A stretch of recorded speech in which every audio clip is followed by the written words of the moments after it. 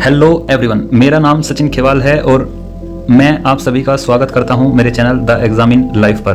और हम सभी डिस्कस कर रहे हैं CISF AC/LDC एग्ज़ाम 2009 के PYQs जो पार्ट बी से रिलेटेड है। पार्ट बी में प्रोफेशनल स्किल्स से रिलेटेड जो क्वेश्चन पूछे जाते हैं वह हम डिस्कस कर रहे हैं और यह है सीरीज 2024 से 2009 तक के सभी क्वेश्चन डिस्कस करेंगे। और आज हमारा लास्ट एग्जाम है 2009 का एग्ज़ाम।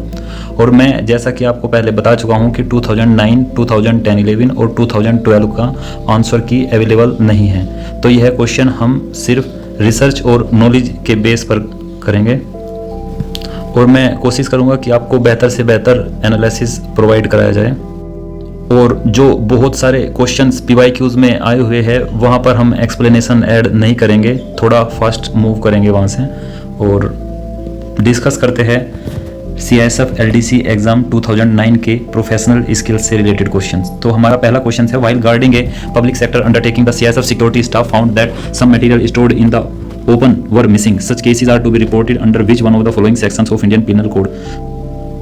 तो इंडियन पीनल कोड के सेक्शंस हमारे लिए अब इंपॉर्टेंट नहीं है क्योंकि ये चेंज हो चुके हैं। तो यहाँ पे हम देखेंगे कि BNS में किस सेक्शंस में नहीं रखा गया है।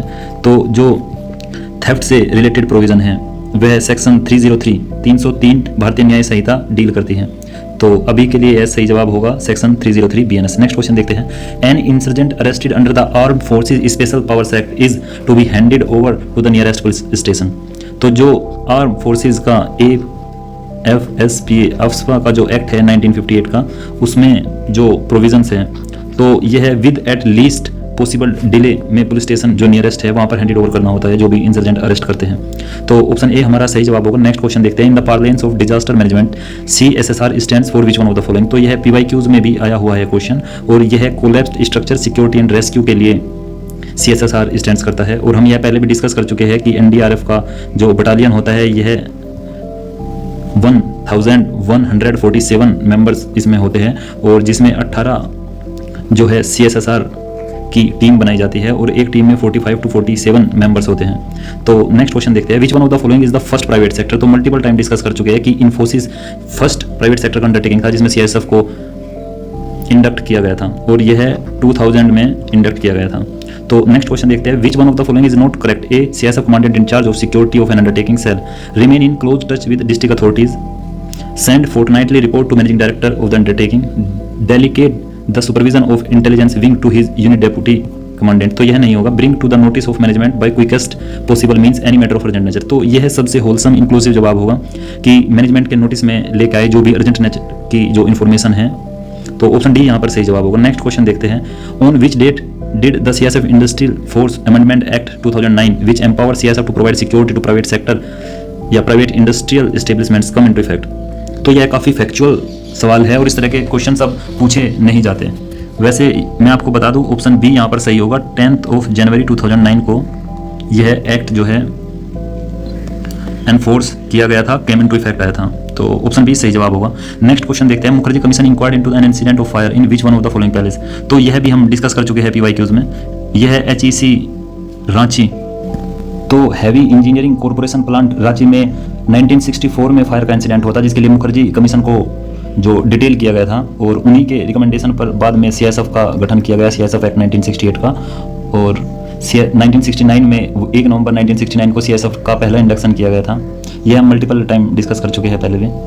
और नेक्स्ट क्वेश्चन देखते हैं, what is the total strength of each search and rescue team of NDRF battalion. तो यहाँ पर ऑप्शन सी सही जवाब होगा 45। यह हमने अभी डिस्कस किया है। नेक्स्ट क्वेश्चन देखते हैं, in which one of the following disaster does the NDRF battalion at Arakkonam specialize in. तो अराकोनम में जो NDRF का बटालियन है वह किस चीज़ में स्पेशलाइज्ड है। तो बेसिकली वह स्पेशलाइज है किसी भी नेचुरल डिजास्टर में रेस्क्यू करने के लिए और अराकोनम में जो नेचुरल डिजास्टर है वह सुनामी और साइक्लोन रिलेटेड नेचुरल डिजास्टर के लिए स्पेशलाइज है। तो ऑप्शन डी यहाँ पर सही जवाब होगा। नेक्स्ट क्वेश्चन देखते हैं, at which one of the following places are the CISF personnel expose to great risk. तो यह है डिपार्टमेंट ऑफ एटॉमिक एनर्जी का जो यूनिट होता है वहाँ पर रेडिएशन DA यूनिट में रेडिएशन का जो एक्सपोजर है वह ज़्यादा होता है। तो वहाँ पर यहाँ पर ऑप्शन बी हमारा ठीक जवाब होगा। नेक्स्ट क्वेश्चन देखते हैं, the security of the Taj Mahal at Agra was taken over by CISF on the request of. तो यह सुप्रीम कोर्ट की रिक्वेस्ट पर ताजमहल में इंडक्शन किया गया था सीआईएसएफ का, और यह पीवाईक्यूज में भी हम डिस्कस कर चुके हैं। नेक्स्ट क्वेश्चन देखते हैं, which one of the following is the best weapon for a commando in all situation circumstances. तो यह सब्जेक्टिव क्वेश्चन होगा कि किसको अच्छा समझा जाए, लेकिन सबसे अच्छा जो वेपन होगा वो 7.62 AK-47 होगा कमांडो के लिए सभी सिचुएशंस में। नेक्स्ट क्वेश्चन देखते हैं, while moving in an insurgent area to relieve a company 30 kilometres away which one of the following should be foremost priority. तो बुलेट प्रूफ व्हीकल्स ये भी हो सकता है, the deployment of road opening party यह भी सही ऑप्शन होगा, mounting LMG of the vehicle, taking help of the local police. तो यहाँ पर ऑप्शंस बेसिकली सभी ठीक ठीक से है और हमें उनमें से मोस्ट अप्रोप्रिएट ऑप्शन चुनना है। तो ऑप्शन बी के साथ जाएंगे, ऑप्शन बी सही जवाब होगा कि रोड ओपनिंग पार्टी को जो है रूट पर डिप्लॉय किया जाए पहले। नेक्स्ट क्वेश्चन देखते हैं, in which one of the following states is the insurgent group people liberation army is most active. तो यह मणिपुर में ज़्यादा एक्टिव है और ये इस तरह के क्वेश्चंस अब पूछे नहीं जाते, यह 2009 में ही 2-3 सवाल इस तरह के आए थे। तो नेक्स्ट क्वेश्चन देखते हैं, which one of the following forces guarding the Indo Chinese border. तो इंडो चाइनीज बॉर्डर के लिए ITBP जो है डिप्लॉयड है, Indo Tibetan border police force. तो नेक्स्ट क्वेश्चन देखते हैं, which one of the following security plan is adopted at majority of the airport. So airports पर किस तरह का सिक्योरिटी प्लान अडॉप्ट किया गया, तो यह हम मल्टीपल टाइम डिस्कस कर चुके हैं और कंकोर्स प्लान बोलते हैं इसको, ऑप्शन ए यहाँ पर सही जवाब होगा। नेक्स्ट क्वेश्चन देखते हैं, which one of the following is the aviation security regulatory agency in USA। तो यह भी फैक्चुअल क्वेश्चन है और इस तरह के क्वेश्चन अब जनरली नहीं पूछे जाते, लेकिन यहाँ पर सही जवाब ऑप्शन ए होगा, ट्रांसपोर्टेशन सिक्योरिटी एडमिनिस्ट्रेशन, और यह एविएशन सिक्योरिटी से डील करता है USA में। नेक्स्ट क्वेश्चन देखते हैं, which one of the following is a part of biometric access control system, multi zone DFMD, CCTV camera, CT x ray machine, iris scanner. तो biometric access control में iris scanner का use किया जाता है, option D यहाँ पर सही जवाब होगा। नेक्स्ट क्वेश्चन देखते हैं, the border between which one of the following is called McMahon line. तो मैकमोहन लाइन जो बॉर्डर है वह किन देश के बीच में है, और यह है ऑप्शन ए यहाँ पर सही जवाब होगा, अरुणाचल प्रदेश और तिब्बत के बीच में, क्योंकि मणिपुर म्यांमार के बीच में भी ऐसा बॉर्डर नहीं है। कश्मीर और पाकिस्तान के बीच में रेड क्लिफ जो बॉर्डर है वह होगा, बेसिकली इंडिया पाकिस्तान के बीच में होगा रेड क्लिफ बॉर्डर। तो नेक्स्ट क्वेश्चन देखते हैं, which of the following is not an explosive. तो इनमें से क्या एक्सप्लोसिव नहीं है, तो LSD यहाँ पर एक्सप्लोसिव नहीं है। LSD जो है बेसिकली एक ड्रग्स है और यह हेलुसिनेशन ड्रग्स है LSD। इसका जो फुल फॉर्म है वह लाइसर्निक एसिड डाइथाइमाइलाइट होता है, और यह नशे के लिए यूज़ किया जाता है और यूज़ करने वाले होते हैं वह उसको अपनी जीभ के नीचे रखते हैं, और यह हेलुसिनेशन जो है करता है इंसान को, ड्रग्स है। तो नेक्स्ट क्वेश्चन देखते हैं, UVSS is install for the examination of which one of the following. Under vehicle surveillance system किस कोई एग्जामिनेशन के लिए डिप्लॉय होता है, इंस्टॉल होता है, licence plate number of the vehicle, under carriage of the vehicle, the boot of the vehicles, ultraviolet coloured substance in the vehicle. तो यहाँ पर सही ऑप्शंस का चुनाव करना थोड़ा मुश्किल होगा, लेकिन under carriage of the vehicle option B यहाँ पर सही जवाब होगा, ultraviolet coloured substance in the vehicle यह भी हो सकता है, तो ऑप्शन बी के साथ में जाएंगे। तो नेक्स्ट क्वेश्चन देखते हैं, which one of the following helps in night surveillance. तो नाइट सर्विलेंस में क्या हेल्प करते हैं, तो जैसा कि हमने पहले डिस्कस किया था कि इलेक्ट्रोमैग्नेटिक जो स्पेक्ट्रम होता है उसमें विजिबल रेंज फ्रीक्वेंसीज होती है जिसे हम देख पाते हैं, और उसमें सबसे कम फ्रीक्वेंसीज होता है और रेड कलर का, और रेड कलर का इसीलिए होता है यूज़ कि वह स्कैटर्ड कम होता है, स्कैटर्ड कम होता है तो हम दूर से भी वह विजिबल होता है, देख पाते हैं उसे। तो यहाँ पर basically infra red cameras use होते हैं नाइट सर्विलेंस में, तो ऑप्शन बी हमारा सही जवाब होगा। नेक्स्ट क्वेश्चन दिखता है, PTZ cameras stands for which one of the following. PTZ camera का फुल फॉर्म होता है पैन टिल्ट जूम कैमरा, तो ऑप्शन ए यहाँ पर सही जवाब होगा। नेक्स्ट क्वेश्चन डिस्कस करते हैं, which one of the following is used in the parameter intrusion detection system. तो पैरामीटर इंट्रूजन डिटेक्शन सिस्टम में क्या यूज होता है, concertina wire, taut wire, tensa barrier, wire razor mesh. तो यहाँ पर हमारा अप्रोप्रिएट जवाब होगा टोट वायर, क्योंकि टोट वायर जो है वो पैरामीटर इंट्रूजन सिस्टम में होता है, और टोट वायर बेसिकली इस तरह का वायर होता है जो बाहर फेंसिंग पे लगाया जाता है। नेक्स्ट क्वेश्चन देखते हैं, the introduction of video analytics will help in CCTV system in which one of the following, recording image, frisking passenger, remote access of CCTV image, static object recognition. तो जो video analytics होता है वह frisking के लिए तो नहीं use होगा, remote access of CCTV images तो यह भी गलत होगा, तो ऑप्शन ए यहाँ पर सही जवाब है, recording of the images. Next question देखते हैं, in the X-ray machines lead is primarily used. तो लेड के बारे में मैं बताया था, लेड जो है एब्जॉर्ब करता है रेडिएशन को। हमने न्यूक्लियर रिएक्टर्स में भी पढ़ा है कि लेड और कैडमियम की छड़ें यूज की जाती है, जो स्पीड होता है प्रोटॉन्स का, उसको कम करने के लिए यूज की जाती है। तो यहाँ ऑप्शन ए सही जवाब होगा, एब्जॉर्ब रेडिएशन। तो नेक्स्ट क्वेश्चन देखते हैं, the image by the backscatter X-ray machines produce which one of the following. तो जो बैक स्कैटर एक्सरे मशीन्स होते हैं वह रिवर्स वीडियो के लिए यूज होते हैं। तो ऑप्शन डी यहाँ पर सही जवाब होगा। नेक्स्ट क्वेश्चन देखते हैं, which one is following substance is used in explosives. तो एक्सप्लोसिव में क्या यूज किया जाता है, तो अमोनियम नाइट्रेट यूज करते हैं एक्सप्लोसिव में। ऑप्शन बी यहाँ पर सही जवाब होगा। और ज़्यादातर जो सवाल है इस एग्जाम में वह फैक्चुअल है और वह अगर हमें पता है तो ही हम जवाब कर पाएंगे। नेक्स्ट क्वेश्चन देखते हैं, which one of the following materials is not detected in a normal door frame metal detector. तो डोर फ्रेम मेटल डिटेक्टर में नॉर्मली क्या चीज़ें हैं जो डिटेक्ट नहीं होती। तो एल्यूमिनियम, आयरन, जिंक ये डिटेक्ट किए जाते हैं, हम PYQs में डिस्कस कर चुके हैं पहले। स्टीलनेस, स्टील जो है वह डिटेक्ट नहीं किया जाता नॉर्मली। तो ऑप्शन डी सी यहाँ पर सही जवाब होगा, सॉरी। नेक्स्ट क्वेश्चन देखते हैं, through the use of which one of the following the explosive in the x-ray baggage inspection system detected. तो camera and mirror system, multi energy system, single energy system, trace detector system. तो x-ray baggage inspection system में explosive को किससे detect किया जाता है, तो यह मल्टी एनर्जी सिस्टम जो है सही जवाब होगा, से डिटेक्ट किया जाता है। ऑप्शन बी हमारा सही जवाब होगा। विच one of the following instruments is used in the detection of explosive. तो एक्सप्लोसिव के डिटेक्शन में क्या यूज किया जाता है, तो हम पढ़ चुके हैं पहले भी कि नॉन लीनियर जंक्शन डिटेक्टर। और यह एक पोर्टेबल डिवाइस होता है जो इलेक्ट्रॉनिक कंपोनेंट्स जैसे सेमीकंडक्टर्स वगैरह को डिटेक्ट करता है, जो हाई फ्रीक्वेंसी की रेडियो वेव्स इमिट करते हैं। तो ऑप्शन ए हमारा यहाँ पर सही जवाब होगा। नेक्स्ट क्वेश्चन देखते हैं, what is the full form of TNT। यह है पहले भी हम डिस्कस कर चुके हैं PYQs में, ट्राई नाइट्रोटोलुइन। नेक्स्ट क्वेश्चन देखते हैं, ISPS code stipulates the measure for enhancement of the security in which one of the following. तो ISPS जो वर्ड है basically international ship and port facility security के लिए यूज किया गया है और इसका सही जवाब होगा option D, port and ships. Next question देखते हैं, consider the following, check in area, landside apron area, security hold area, boarding gate. Mark A to E in sequential order as you enter the airport and proceeds towards the aircraft. तो सबसे पहले यहाँ पर land side होगा जो कि बाहर का एरिया होता है एयरपोर्ट से, तो हमारा ऑप्शन बी सबसे पहले होगा। तो यह तो कैंसिल आउट हो जाते हैं दोनों। लैंड स्लाइड के बाद ए दिया है चेक इन एरिया, तो ए सही होगा। लैंड स्लाइड के बाद check in area, check in area के बाद में सिक्योरिटी होल्ड एरिया होगा, security hold, option C and sorry ये ऑप्शन डी होगा। और सिक्योरिटी होल्ड एरिया के बाद में बोर्डिंग गेट होगा और बोर्डिंग गेट के बाद में एप्रन एरिया, जहाँ पर जो प्लेन है वो खड़े होते हैं एप्रन एरिया में। तो BADEC हमारा सही जवाब होगा, हम ऑप्शन सी के साथ जाएंगे। नेक्स्ट क्वेश्चन देखते हैं, in XBIS what is meant by TIP। तो यह भी हम PYQs में डिस्कस कर चुके हैं पहले। थ्रेट इमेज प्रोजेक्शन, TIP का सही फुल फॉर्म होगा और ऑप्शन बी हमारा सही जवाब होगा। नेक्स्ट क्वेश्चन देखते हैं, in an airport isolation bay is used. तो हम पहले से डिस्कस कर चुके हैं कि आइसोलेशन बे जो है वो हाईजैक एयरक्राफ्ट को पार्क किया जाता है, डॉक किया जाता है। तो ऑप्शन सी सही जवाब होगा। नेक्स्ट क्वेश्चन देखते हैं, the minimum rank of the police officer which can investigate any offence under the prevention of corruption act 1988 is which one of the following. तो हमारे ऑप्शन है sub inspector, inspector of police, assistant commissioner of police, deputy superintendent of police. तो जो हमारा act है prevention of corruption act, उसमें deputy superintendent of police को minimum officer rank माना गया है कि जो इन्वेस्टिगेट कर सकते हैं ऑफेंसेस में। तो ऑप्शन डी हमारा सही जवाब होगा। नेक्स्ट क्वेश्चन देखते हैं, consider the following statements, a person can not be released on bail. एक आदमी जिसको बेल पर नहीं छोड़ा जाता, who is guilty of an offence punishable with death और imprisonment of life.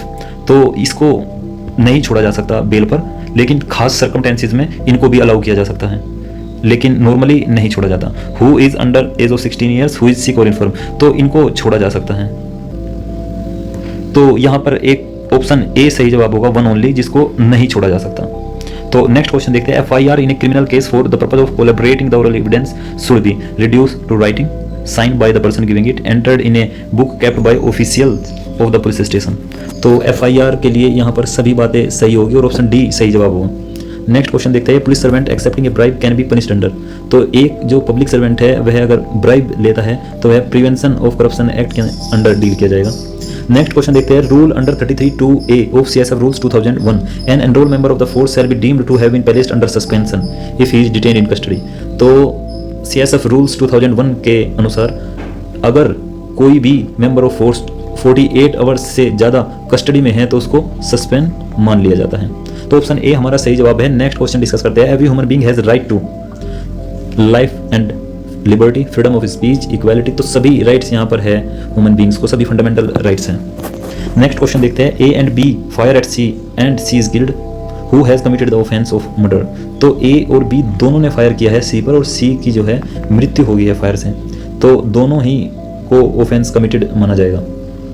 Next question देखते हैं, the workers under the industrial dispute act 1947 can strike because it is their right, it is their fundamental right, it is the only way to press their demands. तो it is their right, ये इनका right होगा इसीलिए वो strike कर सकते हैं। तो नेक्स्ट क्वेश्चन डिस्कस करते हैं, joining time on transfer can not B combined which one of the following types of leave. तो ज्वाइनिंग टाइम पर जो ट्रांसफर होते हैं, जब ज्वाइनिंग करते हैं तो किस लीव को कंबाइन नहीं किया जा सकता। तो हम सभी जानते हैं कि सीएल को उन लीव्स के साथ कंबाइन नहीं किया जा सकता। ऑप्शन बी हमारा सही जवाब होगा। नेक्स्ट क्वेश्चन देखते हैं, which one of the following does not constitute a major penalty. तो मल्टीपल टाइम पीवाईक्यूज में डिस्कस कर चुके हैं और विद होल्डिंग प्रमोशन यहाँ पर मेजर पेनल्टी नहीं होगा। नेक्स्ट क्वेश्चन देखते हैं, in case of complain of sexual harassment against C as a personal which one of the following is correct. तो एसएच से रिलेटेड जो एक्ट हैं वह हम सभी को याद होने चाहिए और यहाँ पर disciplinary authority will personally hold inquiry, ये गलत होगा। A senior lady officer will be appointed for disciplinary authority to hold the inquiry, यह भी गलत होगा। The complain will be forwarded to national commission, यह भी गलत होगा। यहाँ पर ऑप्शन ए सही जवाब होगा, the complaints committee will be deemed to be the inquiry committee. और यह जो सेक्सुअल हैरेसमेंट एक्ट है उसमें दिया गया है यह प्रोविजन। तो नेक्स्ट क्वेश्चन देखते हैं, after completing how many years of service can a central government employ get his her service verified sorry. तो यह 33 ईयर्स है सेंट्रल गवर्नमेंट एम्प्लॉय के लिए और ऑप्शन डी हमारा सही जवाब होगा। नेक्स्ट क्वेश्चन देखते हैं, what is the maximum number of stagnation increments given to a government employ under the relevant rules on the subject. तो यह मैक्सिमम जो है 3 हो सकते हैं स्टैग्नेशन इंक्रीमेंट्स में, तो ऑप्शन बी हमारा सही जवाब होगा। नेक्स्ट क्वेश्चन देखते हैं, a non gazetted officer can be considered for compulsory retirement under 56J after he she is. Options देख लेते हैं, completes 20 years of service attains age of 50 years और completes 33 years of service attains age of 55 years. तो जो FR 56J में provision है वह है कि जो ए और ग्रुप बी के जो गवर्नमेंट सर्वेंट्स है उनके लिए है अटेनिंग एज ऑफ 50 ईयर्स और जो ग्रुप सी के गवर्नमेंट एम्प्लॉयज है उनके लिए एज है 55 ईयर्स। तो नॉन गजेटेड जो ऑफिसर्स हैं वह ग्रुप बी में भी आते हैं और ग्रुप सी में तो नॉन गजेटेड ऑफिसर्स आते ही हैं। तो यह थोड़ा कंट्रोवर्शियल हो जाएगा कि किसको ठीक माने, लेकिन ग्रुप सी में ज़्यादातर नॉन गजेटेड पोस्ट ही है, तो attaining age of 55 years option D को सही मानेंगे। नेक्स्ट क्वेश्चन देखते हैं, person appointed as a central government employ on 15 June who was born on 10 May will superannuate on which one of the following dates. तो इसमें क्या provision है कि जब हमारा जिस मंथ में डेट ऑफ बर्थ होता है उस मंथ की लास्ट डेट को कंसीडर कर लिया जाता है सुपरएनुएशन का डेट। तो यहाँ पर मई 31 सही जवाब होगा और ऑप्शन बी के साथ जाएंगे। नेक्स्ट क्वेश्चन देखते हैं और यह हमारा लास्ट क्वेश्चन था और आज का डिस्कशन यहीं तक रहेगा और यह हमारा लास्ट एग्जाम भी था जो हम डिस्कस करने वाले थे। हम 2024 से 2009 तक के सभी पीवाईक्यूज डिस्कस कर चुके हैं, पार्ट बी से रिलेटेड, प्रोफेशनल स्किल्स से रिलेटेड। और अभी पार्ट बी में हमारे कंप्यूटर से रिलेटेड जो क्वेश्चंस आते हैं 5-10 क्वेश्चंस आते हैं, किसी साल 15 क्वेश्चंस भी आए हैं, वो सभी बचे हुए हैं और बाकी हम जो प्रोफेशनल स्किल्स से रिलेटेड जितने भी क्वेश्चंस आते थे सभी डिस्कस कर चुके हैं। तो अब हम नेक्स्ट वीडियो लेक्चर में जो कंप्यूटर से रिलेटेड क्वेश्चंस हैं वो एक लेक्चर में ही सभी डिस्कस करेंगे और जो बेसिक्स क्वेश्चन है वो डिस्कस करेंगे ताकि जो आसान से क्वेश्चन है हम उन्हें बना पाएं। और एग्जाम में जो 5 to 10 क्वेश्चंस आते हैं कंप्यूटर से रिलेटेड, हम उनमें से एटलीस्ट 50% to 80% क्वेश्चंस अटेम्प्ट कर पाए जो इजी नेचर के हैं। तो नेक्स्ट वीडियो में हम वो कंप्यूटर के क्वेश्चंस डिस्कस करेंगे और उससे जो अगला नेक्स्ट होगा वीडियो उसमें हम एसेज से रिलेटेड जो इंपॉर्टेंट एसेज है उनसे रिलेटेड टॉपिक्स और कॉम्प्रिहेंशंस पैसेज से को हम बेहतर कैसे अप्रोच कर सकते हैं उससे रिलेटेड चीज़ें डिस्कस करेंगे। तो आज के लिए यहीं तक रखेंगे। थैंक यू सो मच और मैं उम्मीद करता हूँ आपको यह सीरीज़ अच्छी लगी होगी। अपने दोस्तों के साथ में जो तैयारी कर रहे हैं सभी के साथ में शेयर करें और लाइक एंड सब्सक्राइब करें और प्लीज़ कमेंट जरूर करें ताकि मुझे फीडबैक मिले कि क्योंकि फीडबैक बहुत ज़रूरी होता है फ्यूल अप करने के लिए और अगर आप रिस्पॉन्ड करेंगे फीडबैक देंगे तो शायद मैं और बेहतर कंटेंट तैयारी कर सकूँ, आपको और बेहतर कंटेंट प्रोवाइड करा सकूँ। Thank you so much all of you.